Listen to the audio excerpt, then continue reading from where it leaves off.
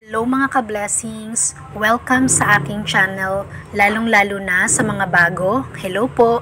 Sa video ko ngayon mga ka-blessings ay ituturo ko sa inyo kung paano mag-apply or mag-re-apply for monetization. So yung process or yung proseso ng pag-apply at pag-re-apply sa YouTube mga ka-blessings ay parehas lang.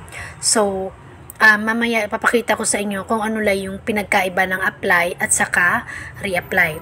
So itong nakikita nyo kapag hindi pa monetize yung ating YouTube channel, either may monetization icon yan, kung meron man black lang siya. Tulad nito, ito yung mga sinasabi kong monetization icon. Kapag hindi pa kayo monetize, color black lang yan. Or kung wala mang monetization icon dyan, yun, isa yun sa tawag nito sa masasabi natin hindi pa monetize kasi wala pang monetization icon. Kung meron man, color black. Kasi yung monetization icon na naka-on is color green. Yon. Tapos kapag na-demonetize naman kayo mga ka-blessing, ganito siya. Naka-disable yung monetization. So, malalaman nyo naman mga ka-blessings kung halimbawa kapag tulad nito, reapply yung naka-appear dito, ibig sabihin na demonetize kayo. So kapag na-demonetize na yung inyong YouTube channel, ang a-appear dito ay reapply. So malalaman nyo naman kapag pwede na kayong makapag-reapply kasi naka-highlight na itong word na reapply dito sa YouTube Studio application. Doon din sa website ng YouTube Studio, naka-highlight na din itong reapply. Pero kapag hindi pa kayo pwedeng makapag-apply o makapag-reapply, naka-disable pa or hindi naka-highlight yung word na reapply. Kumbaga, hindi siya nakiklik. Same lang din sa website ng YouTube Studio, hindi rin siya naka-highlight kasi nga hindi pa pwede. So, ito mga ka-blessings, kapag isang beses pa lang kayong na-demonetized, 1 month lang yung hihintayin nyo para makapag-reapply ulit for monetization. Pero, sa pangalawang pagkakataon na ma-demonetize kayo or sa pangalawang beses na ma-demonetize kayo, 3 months na yung hihintayin nyo bago kayo makapag-reapply ulit. Yan yung bagong update ni YouTube. I think nung 2022 yan nag-start. Kasi dati kasi, kahit ilang beses kayong ma-demonetize, okay lang, 1 month lang yung hihintayin nyo. Pero ngayon, hindi na. Sa unang beses na ma-demonetize kayo, yun lang yung 1 month. Pero sa pangalawang beses, pangatlo, pang-apat, pang-lima, and so on, 3 months na yung hihintayin nyo. So, diba? Triple yung tinagal. Yan. Then, maya na yan. So, papakita ko muna sa inyo kung paano mag-reapply para doon sa mga na-demonetize na. May dalawang ways para mag-reapply. Pwede kayong mag-reapply doon lang mismo sa YouTube Studio application. Doon sa may earn na button. Pwede rin doon sa website ng YouTube Studio or YouTube. Pwede rin. So, ito naman, papakita ko lang sa inyo. Una, punta tayo sa ating YouTube Studio application. Then, yung earn sa gilid, yan. Itong earn sa gilid, click nyo yan. Then, dyan, so makikita nyo, may nakalagay, your channel's not currently able to earn kasi nga na-demonetized yung inyong YouTube channel. So, scroll down kayo sa baba. Ayan. So, kung makikita nyo dito, naka-highlight na yung reapply kasi ibig sabihin pwede na kayong makapag-reapply. Kumbaga na-reach, may date kasi dito kung kailan kayo pwedeng mag-reapply. Ayan, tulad nyan. You can reapply starting January 14. Ayan. So kapag January 14 na, pwede na kayong mag-reapply. Para sure January 15. Kasi minsan may times noon na halimbawa January 14 nung tiningnan ko yung yung reapply button ng January 14, hindi pa siya naka-highlight. So, minsan, ipasobrahan nyo ng isang araw, like January 15, mga ganon. So, kapag naka-highlight na yan, pwede na kayong mag-reapply ulit. So, kung gusto nyong mag-reapply dito sa YouTube Studio app, pwede rin, i-click nyo lang yan. Pero kung gusto nyo doon sa website ng YouTube, pwede rin. Gagawin nyo, punta kayo sa inyong, yun na, bubulol na ako. Google Chrome, then dyan sa taas, type nyo youtube.com. Then, i-click natin itong tatlong tuldok sa gilid. And then, i-check natin mga ka-blessings itong desktop site. Kasi, pag chinek natin yan, yung may kita natin sa ating screen is parang yung andun sa, yung screen na nakikita natin sa laptop or computer, di ba maraming nakikita sa gilid. Kasi kung hindi natin to i-check, hindi lahat makikita natin sa screen, limited lang. Kaya, i-check natin yan. Yan. Then, wait natin. Next, i-click natin yung ating profile picture sa gilid. Ito siya. Ipakita ko lang sa inyo yan. I-click nyo yan. Then, i-click nyo yung inyong view your channel. Ayun sa taas. Ayun. Then, i-click nyo yung customized channel. Ito siya. Then, ayan. Ito, wag nyo lang kasi minsan dumadaan lang sa YouTube Studio app. Yan. Then, kapag nandito na tayo, click natin yung monetization icon. Ito. Ito siya, ito. Ito. Click natin yan. Then, ito na, sa baba. So, ito yung nakita nyo, diba? Ito rin yung nakita nyo sa YouTube Studio application. So, dito may nakalagay din na reapply. So, kung gusto nyong mag-reapply dito sa website ng YouTube Studio, i-click nyo na itong reapply.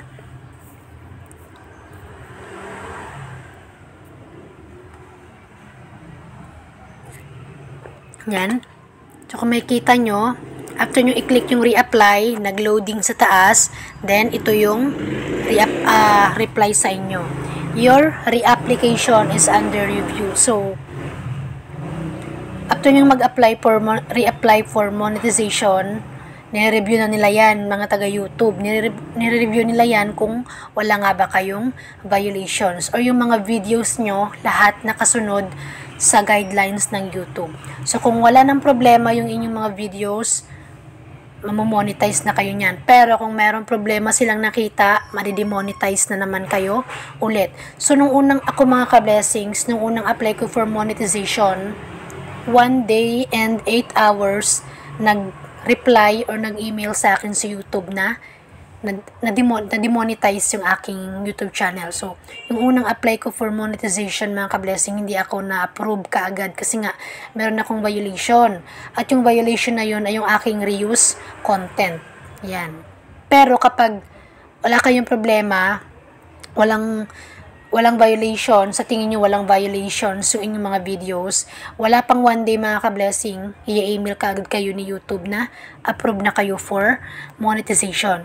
So, ito yung reply sa inyo, under review pa. Then, pagpunta natin sa ating YouTube Studio application, dun sa may earn, ganito na din yung makikita nyo. Under review pa yung, ayan o, i-refresh mo natin, ayan. Under review pa yung inyong pag-reapply. So, pag umabot ng 3 days, mga ka-blessings, 3 days pataas na wala pang reply sa inyo, isa lang ibig sabihin yan, hindi kayo na-approve or ma-demonetize kayo or hindi kayo approve. Ayan. So, ito yung makikita nyo sa YouTube Studio application. Your application is under review. Ito naman kapag tawag nito, kapag mag-a-apply kayo for a monetization. So, sundan nyo lang ito mga ka-blessings, itong aking papakita sa inyo. Punta kayo sa earn, scroll down kayo. Ito naman, ito para sa mga first time na mag-a-apply for monetization. So, malalaman nyo kapag na-reach nyo na yung requirements na 1,000 subscribers and 4,000 watch hours kasi wala nang nakalagay dito sa earn. Di ba dati meron dyan? Ngayon wala na kasi na-reach nyo na. Ang nakalagay na lang dito is itong apply now. Naka-highlight na siya. So, i-click nyo lang yung apply now. Kung gusto nyo doon. Kung gusto nyo doon kayo mag-apply. Pero kung gusto nyo sa website ng YouTube Studio, tulad ng pinakita ko kanina, pwede rin. So, i-type nyo youtube.com. Click OK, din yung tatlong tuldok sa taas, i-check nyo yung desktop site. Tulad nung sinabi ko kanina. Then, wait lang natin na lumabas yung ating profile picture. Ayan, meron na. Click natin yung ating profile picture and then click View Your Channel. Yung color blue na word. Then, click natin itong Customize Channel.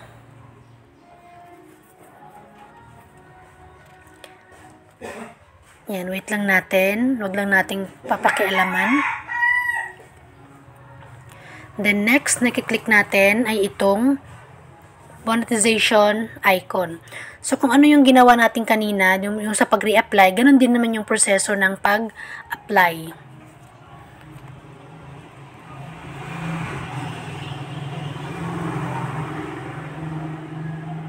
So, click lang natin yan. Then, dito, kung gusto natin dito mag-apply, click na natin itong apply now. Mas maganda rin kasi dito sa website mismo para diretso na kayo.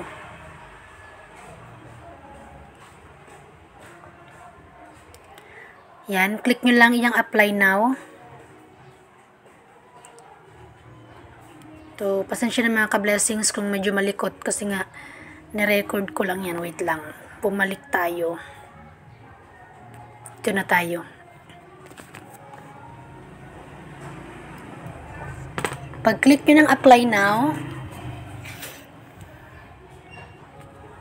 lang. So, pag-click nyo ng apply now, mga ka-blessings, meron kayong tatlong prosesong pagdadaanan. So, merong step 1, yan yung review-based terms. Step 2, sign up for Google AdSense. Then, step 3, dito sa step 3, wala na tayong gagawin kasi nire-review na nila yung ating pag-apply for monetization. Sa step 1 lang, may mga fill upan lang tayong personal informations. Ganon din sa step 2. So, click natin dun sa step 1, click na natin itong start. Step 1 muna tayo. Sunod-sunod. Yan. Then, dito sa step 1, mga rules lang nila to, mga terms and conditions. Pwede nyo i-screenshot para meron kayong idea. Kahit hindi nyo nabasahin dito para hindi kayo matagalan. I-screenshot nyo na lang. Then, dyan sa pinakababa, i-check nyo yung dalawa na yan. Ayan, itong dalawa na to. Itong, I accept the base terms and email me updates. I-check nyo yung dalawa na yan. Lang. Then, scroll down kayo sa baba. Click nyo yung accept. Click nyo tong accept terms. Yung sa pinakagilid. Click nyo yung accept terms.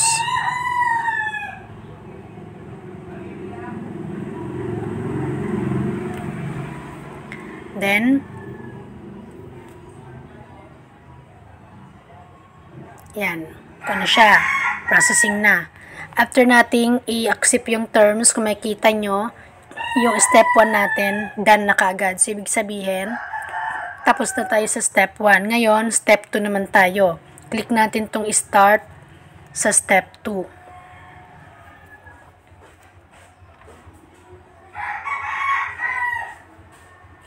Tapos dito, i-click nyo tong arrow down, mamimili tayo. Sabi dito, do you have an existing AdSense account? So, ang ilagay nyo dyan is no.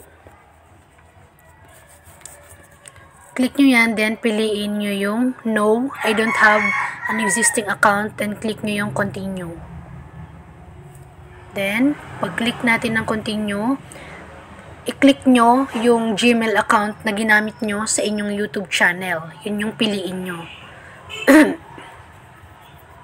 Then, so dito, magsa-set up na tayo ng account. So, click lang natin itong set up account. Dyan pala sa category, piliin natin yung Philippines.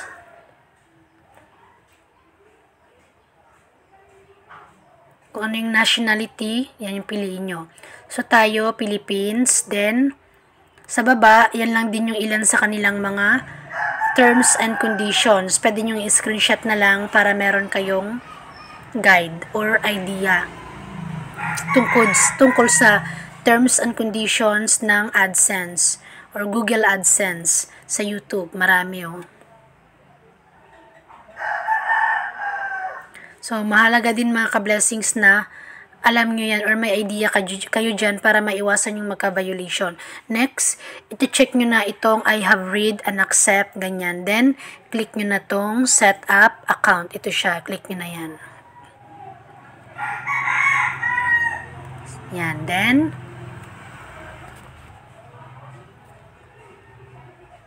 wait lang natin. So, dito, mag-fill up tayo ng ating mga personal informations. Mga personal lang naman like name, address. Yung name pala mga ka-blessing, yung ilagay nyong name ay yung totoo nyong pangalan. Wag yung pangalan ng inyong YouTube channel. Dito sa name, yung inyong tunay na pangalan lang muna yung lalagay nyo. Then sa address, barangay, kung saan kayo, kung anong barangay kayo. Then dito sa suburb, nakita nyo dyan, barangay din yung ilalagay nyo dyan. Then yung town kung saan, for example, Angeles City, Pampanga, ganon. Tinakpan ko lang mga ka-blessings for personal information, for security. Postal code ng inyong lugar. So kung hindi nyo alam, pwede nyo i-search sa YouTube, sa Google. Halimbawa, Bataan postal code, lalabas na yan dyan. Yan yung ilalagay nyo dito. Then, province, kung saan kayo, yun yung ilagay nyo. Halimbawa, Manila, Manila. Then, cellphone number, mga ka-blessings, dapat yung cellphone number na ilalagay nyo ay yung active. Yung nandyan sa inyo mismo. Yan. Then, hindi ko napakita sa inyo, wait lang. Then, ito, may nakalagay na submit. Kapag okay na lahat, walang mali, click nyo na yung submit. Dapat walang mali mga ka-blessings. I-review nyo muna lahat bago nyo i-click yung submit. Para hindi kayo magkaroon ng problema.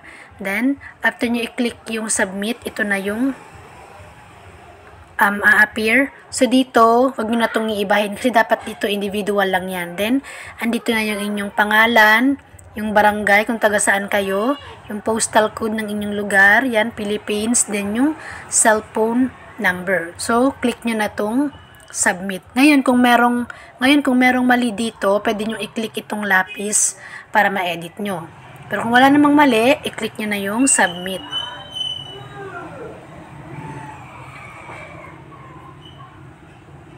Then, after nyan, ito na yung sabi sa inyo, we're reviewing your info. So, nare-review na nila yung inyong mga informations na nilagay. So, i-click nyo na itong redirect to YouTube. Yan. Then, wait lang natin. So, huwag lang natin papakialaman kasi minsan dumadaan sila sa YouTube Studio application. So, makikita nyo, yung inyong YouTube Studio application, yung, di ba, tapos na tayo sa step 1. Yung step 2, in progress na siya kasi checking, nire-review pa nila. So, ito yung sa YouTube Studio application sa may earn. So, wait lang natin. Kasi, mag-direct tayo sa ating, dito sa ating website ng YouTube Studio. Kung ano yung naka-appear sa YouTube Studio app, yun din yung naka-appear dito. So, ganun din, click nyo yung customize channel, then click nyo yung, yan. Pag-click nyo ng, wait lang natin. Minsan kasi dumadaan lang dun palagi sa may YouTube Studio app. The next, nakiklik natin, itong, ganun pa din, yung monetization, ay wait lang. Saan na ba yun? Lang mga ka-blessings ha.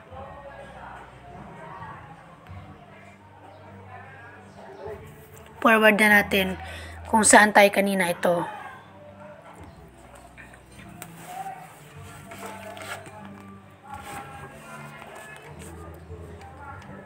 Then, i-click na natin yung monetization icon.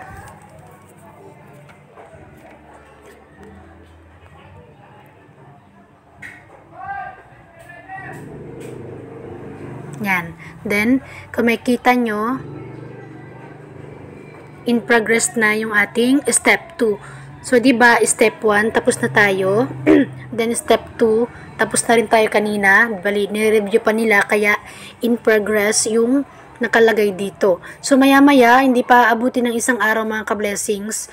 Kapag wala naman kayong problema dito sa step 2, magiging done na rin yan, tulad nung sa step 1. Then, sa step 3, wala na kayong gagawin mga ka-blessings, kasi pag once na maging done na ito, yung step 2, pag matapos na itong step 2, automatic dito sa step 3, ano na yan, reviewing na yan, kasi nire-review na nila kung wala kayong problema or walang violations yung inyong mga videos sa inyong YouTube channel. Wala pang 3 days, mag-i-email na kaagad sa si YouTube na monetize na kayo. Pero kung 3 days or mahigit, hindi pa nag-email sa inyo si YouTube, ibig sabihin yan, hindi kayo natanggap or demonetize kayo, meron kayong violation sa inyong mga videos. Ganyan siya. So, bisitahin nyo lang palagi itong inyong, doon na lang kayo sa YouTube Studio application para mas mabilis, para makita nyo kung yung step 2 done na ba. So, palagi nyo lang tingnan. Yan. So, ganito yung magiging itsura niya. Diba kanina, ganito pa siya. Done, tapos step 2, in progress pa. Pero maya-maya, magiging done na rin yan. To. Kasi nga, you have successfully linked an AdSense account. Na okay na. Nakagawa na kayo ng first step ng AdSense account. Then, automatic, in progress na itong inyong step 3. So, kung walang problema mga ka-blessings, mamomonetize kayo niyan. Ito yung makikita nyo sa inyong email, yung first word, congratulations, ibig sabihin yan, monetize na kayo. Then, dito sa website ng YouTube Studio, may naka-appear dito sa taas, congratulations, you have been accepted into the YouTube program. Ayan. Then, may magpa-pop up na ganito, congratulations pa rin. Ito. Ayan yung, nila, mga ka-blessings. Ayun yung, pag-reapply. Tapos, diba, nakapag gumawa na tayo ng first step ng ng Google AdSense, meron pa kayong ibang mga gagawin mga ka-blessings para makagawa ng site sa Google AdSense, kung paano gumawa ng account. Lahat po yan mga ka-blessings, meron akong video. Pakihanap nyo na lang sa aking channel, especially sa mga first time pa lang na na-monetize. Once na ma-monetize na kayo mga ka-blessings, gumawa kaagad kayo ng Google AdSense account. Kasi dun sa Google AdSense account, marami tayong gagawin doon. Andun natin makikita yung resibo ng ating sahod, ating revenue, yung tax, yung pag-identify, andun lahat mga ka-blessings. Kaya gumawa kayo ng account. So meron akong mga videos all about Google AdSense, pati sa site, pinagsama-sama ko na. Pakihanap nyo na lang sa aking YouTube channel para magkaroon kayo ng idea about sa Google AdSense. Anyway, ayun lamang mga ka-blessings yung aking video sa ngayon. Ulitin ko, yun lang yung step na gagawin, diba? Step 1, nag-agree lang tayo sa terms and conditions, tapos done na siya. Step 2, nag-fill up lang tayo ng konting information sa AdSense. Then, kapag wala naman problema, maya-maya, magiging done na rin yun. Then, step 3, automatic reviewing na yun. So, ayun lamang mga ka-blessings, yung aking video sa ngayon. Sana after nyo ito mapanood, ay nagkaroon kayo ng idea tungkol dito. Kung meron kayong mga katanungan, i-comment nyo na lang sa baba. At pa-favor na lang po ako mga ka-blessings na sana po ay huwag nyong kalimutang i-like ang video na ito, mag-subscribe sa aking YouTube channel, at pakiclick na lang din po ng bell sa gilid para kapag meron akong bagong upload na mga informative videos ay ma-update at ma-notify kayo. Ayun lamang po at maraming salamat sa panonood. God bless!